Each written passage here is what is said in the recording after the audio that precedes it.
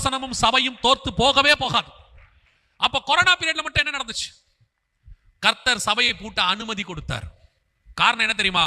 உடன்படிக்கை நிறுத்தி வச்சார். அவர்கள் அப்பம் அவர்களுக்கே ஆகும், அவர்கள் திராட்சரசம் என் ஆலயத்துக்குள் வருவதில்லை. காரணம், சபைக்குள்ள கர்த்தருக்கு பிரியமில்லாத காரியம். இந்த 9ஆம் அதிகாரம் 4ஆம் வசனம் வரைக்கும் இஸ்ரவேல் புத்திரர் என்னெல்லாம் பண்ணாங்களோ அதை விட அருவருப்பு சபைக்குள்ள இருந்துச்சு. சபைக்குள்ளேயே ஆணுக்கும் ஆணுக்கும் கல்யாணம், பெண்ணுக்கும் பெண்ணுக்கும் கல்யாணம், பூனைக்கும் கல்யாணம், நாய்க்கும் கல்யாணம், எல்லாம் என்ன பண்ணணுமோ எல்லா அருவருப்பு. நிர்வாண சபை, மதுபான சபை. காலையில் சபை நடக்கும், சாயங்காலத்தில் மதுபான பப்பு நடக்கும். வெளிநாட்டில் ஒவ்வொரு நாட்டில் ஒவ்வொரு விதம். அமெரிக்காவில் ஒரு மாதிரி அருவருப்பான பாவம், ஆப்பிரிக்காவில் ஒரு மாதிரி பாவம். இப்போ நம்ம ஊருக்கு வந்தால் நம்ம ஊரில் வேற மாதிரி.